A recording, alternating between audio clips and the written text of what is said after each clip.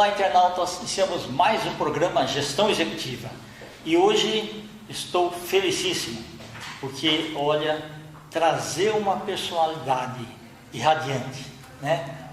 Uma imagem inesquecível que em todos os eventos ela realmente é impecável. Nicole Miranda Casanova, muito obrigado, viu? Muitíssimo obrigada, Kendi Sakamoto. Excelente, já tive a honra de ser apresentado por você em evento, tá? E sempre inesquecível. Muitíssimo obrigada. Gratidão por me receber aqui na TV Relacionamento, é uma honra, muito me enobrece. Muitíssimo obrigada pelo convite. Nicole, conta um pouquinho para os nossos internautas onde você nasceu e a grande curiosidade é em que momento da sua carreira que você decidiu se tornar essa profissional tão respeitada. Obrigada, Kendi. Eu nasci em Portugal. Que bacana. Eu sou portuguesa de nascimento e eu cheguei ao Brasil com 4 anos de idade. Eu nasci numa ex-colônia portuguesa, em Angola. Hoje um país independente da África. Mas na época do meu nascimento era uma colônia portuguesa. Então, na minha documentação, eu sou natural de Angola, porém, nacionalidade portuguesa. Perfeito. Se você estivesse lá, você seria Miss Angola. Mas você é meu amigo, você é suspeito para dizer. Bondade sua. E cheguei ao Brasil em 75, com 4 anos de idade. E fomos morar no Campo Belo, na rua hoje Vicente Leporassi, na época se chamava Rua Santa Rita. E hoje é Vicente Leporassi, que é um tributo a um grande comunicador. Sim, Vicente Leporassi. Isso, que é do rádio, né? Do rádio. Faleceu em 78, ele chegou a ser apresentador de telejornal também. Sim, exatamente. É. Um referencial da comunicação, um grande jornalista, radialista. Sim, perfeito. E você foi para o Campo Belo, e sempre na área de humanas você achou que você ia... Não, na verdade a minha vida profissional, eu costumo brincar que ela começou nos braços do deus Apolo, que é um dos deuses da mitologia greco-romana, que é o deus das artes, da poesia, da literatura e também da cura. Apolo tem essa característica. Eu comecei a minha vida profissional com balé clássico, como bailarina clássica, do corpo de baile do balé Ismael Guiser, que era aqui perto, inclusive, do nosso estúdio aqui da TV Relacionamento, em Pinheiros. E aí trabalhei como coreógrafa, como bailarina clássica por muito tempo. E do balé clássico veio o teatro. Eu não só migrei, mas incorporei também na minha vida profissional o teatro. Como atriz me apresentei em várias peças, dramas, comédias. E assim foi por 10 anos, até chegar o convite para a TV. Aí eu fiz teledramaturgia. Na antiga TV Manchete, agora Rede TV, fiz novela. Programa de humor com os monstros sagrados da televisão brasileira.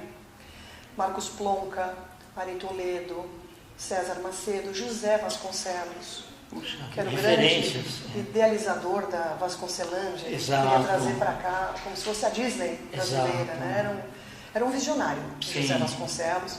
E aprendi muito com ele, não só no timing, contracenando com ele, mas também o lado humano dele. Era uma pessoa muito especial. E já na TV, em teledramaturgia, eu fazia sempre os personagens da Má. Isso me perseguiu por muito tempo.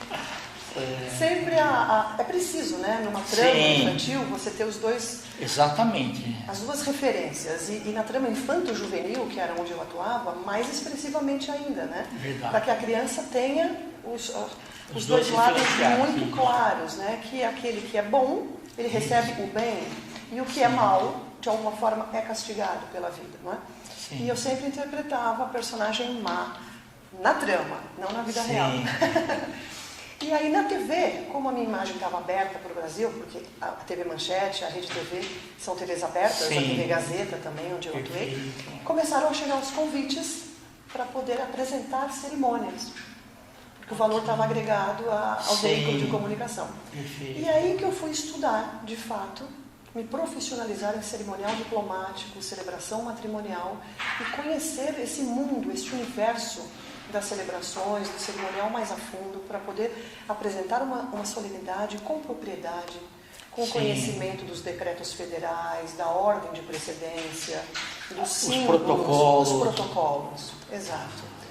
os protocolos que nós chamamos de ordem de precedência, que isso envolve desde o posicionamento na mesa solene, a acomodação, né? Centro, direita, esquerda e assim sucessivamente, e a ordem de fala também, quando a personalidade maior, a titulação maior entre os convidados é o último a falar. É aquele que não pode ser contestado. Depois dele, só o mestre de cerimônia fala para declarar encerrados os trabalhos. Mas até então, ninguém pode contradizer a autoridade máxima, seja um deputado federal, um senador, um presidente da república, enfim, quem ocupar o cargo de maior responsabilidade, digamos assim, entre os convidados. É aquilo que se chama de fechar com chave de ouro, basicamente? Exato, é exatamente isso. Porque ele, dependendo de quem for o convidado, ele faz um apanhado de tudo o que foi dito. É verdade. Ele vai alinhando tudo o que foi dito até para melhor compreensão do convidado, do congressista, enfim, de quem estiver presente à solenidade. Ok. Você se recorda da primeira vez que você foi atuar como mestre de cerimônias? Eu me recordo. A novela estava em cartaz, a novela se chamava O Sonho de Luísa, eu fazia a Dona Marlene, e quando eu assumi o cerimonial, eu comecei a ouvir uns comentários da primeira fileira ali dizendo Dona Marlene, meu Deus. Tomara que consigam compreender a diferença entre um personagem e a mestra de cerimônia. E aí eu fui com muita segurança, embora eu não tivesse ainda aquela bagagem profissional, que hoje, modéstia à parte, com 20 anos de cerimonial já tenho um legado, mas na época eu fui com o coração tranquilo, estudei muito a pauta, tirei todas as minhas dúvidas com a comissão organizadora e foi bem. Okay. Foi no Instituto de Engenharia, foi um evento do IPEG, não me esqueço. Tá, ok. Eu fui associado à engenharia há muitos anos, sempre estava lá, uma casa muito bacana que congrega os engenheiros, né? Muito bacana. Ô Nicole, já teve aquele... No teatro se fala muito, mas a parte do cerimonial, para você, já deu um frio na barriga? Eu costumo dizer que, atuando em cerimonial, eu trago um pouco do legado do teatro também. Sem dúvida. Porque quando eu assumo aquele microfone, a comissão organizadora está colocando na minha mão a responsabilidade de um trabalho que às vezes tem 1 ano, tem meses de antecedência, começa muito antes. Seja uma formatura de pós-graduação, seja o lançamento de uma pedra fundamental, um congresso de medicina, ou um congresso técnico de engenharia, arquitetura, agronomia. Então, profissionais trabalharam para que aquele evento acontecesse. Um roteiro foi escrito e ele tem que ser seguido. Claro que improvisações acontecem mediante alguma alteração de última hora, mas eu preciso passar na minha comunicação postural, na minha voz, a calma que é preciso ter naquele momento. E isso eu trago do teatro, porque às vezes o roteiro pode não ter sido muito bem escrito e ele me é entregue em cima da hora. Eu não tenho tempo de fazer uma leitura. Então, às vezes, a própria ordem de precedência, porque quem organizou não conhece os protocolos, está equivocada. E em tempo real, eu preciso saber exatamente distribuir aquela precedência para não cometer uma gafe protocolar, porque isso é inaceitável. Como, por exemplo, o posicionamento equivocado das bandeiras, qual fica em qual lugar. Isso é passível até de uma multa, é uma gafe protocolar. A comissão organizadora vai ser chamada a atenção de alguma forma, além do que, Kendi, não passa a credibilidade necessária, é preciso ter uma harmonia no todo. Não é? É verdade. Então, ainda que eu tenha um certo frio na barriga, não posso comunicar isso ao nosso espectador. Perfeito. Ô Nicole, e nomes?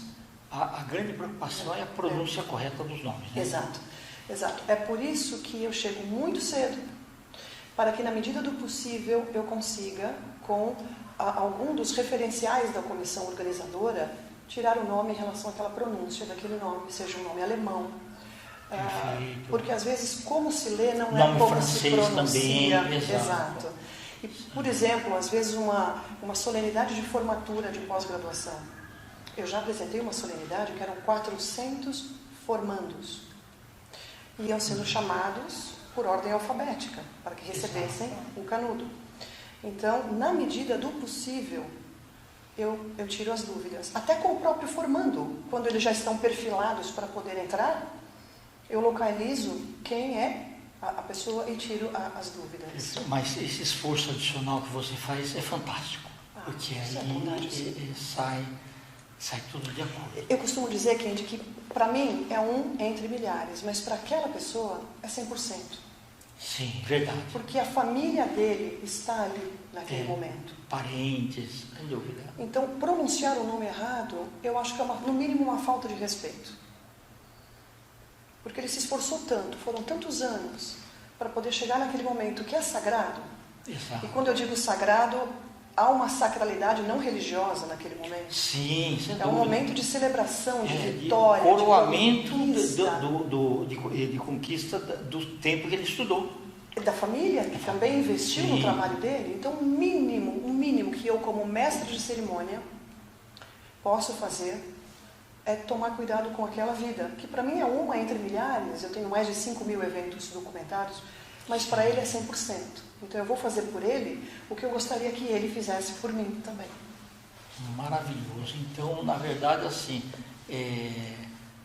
você se coloca no lugar das pessoas. A prática da empatia é frequente. O budismo, que é a doutrina que eu sigo, o budismo traz muito isso. E em se tratando de celebração matrimonial também, que eu sou celebrante matrimonial, uma das primeiras celebrantes matrimoniais. Tanto assim que o domínio de internet celebrante.com.br sou eu.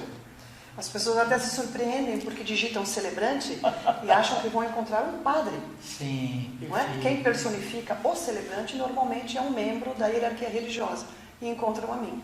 Então, quando eu vou celebrar um casamento, os nomes dos noivos, os nomes dos pais, eles têm que ser muito bem pronunciados, porque um erro dessa envergadura seria inaceitável. Porque se filma também, né? E aquele chamado momento único. Exato. Não é aquilo que vai se repetir mais vezes. E os filhos, que ainda não nasceram, irão assistir. Os filhos dos filhos. Exatamente, Aí que mostra o grau de profissionalismo também. Que bacana. Você se sente realizada abraçando toda a sua trajetória, porque tudo que você passou é como se você tivesse vivido várias vidas. Exato. Né? Mas o que foi bonito, assim, você foi colhendo o aprendizado com todas as pessoas que permearam a sua vida. Né? Eu costumo dizer, Kendi, eu nasci em outro país e eu aprendo muito com os orientais, porque eu sigo o budismo já há 16 anos.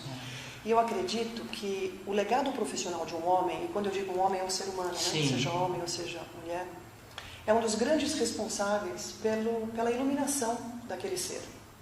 Então eu não vejo o trabalho como apenas um meio de sobrevivência, ele não pode ser visto dessa forma. Ele tem que ser visto, sentido, de uma maneira muito agradável, como um legado, como um caminho para a iluminação. A contribuição que eu faço, não só pela minha vida, mas pelo entorno, pelas pessoas que participam desse meu processo. É por isso que tem que haver essa entrega total. Se você me permite até, por favor. Eu fico muito, digamos, desconfortável com o termo sextou. Quando chega uma sexta-feira e as pessoas, elas pronunciam sextou, finalmente sextou, como se fosse uma espécie de uma carta de alforria da semana. Verdade. Sendo que o trabalho, ele não pode ser visto como algo escravizante. Não é preciso que chegue a sexta-feira, às 18 horas, para que a pessoa seja feliz. Concordo plenamente, concordo. Ela tem que ser feliz nos 7 dias da semana, inclusive na segunda às 8 da manhã.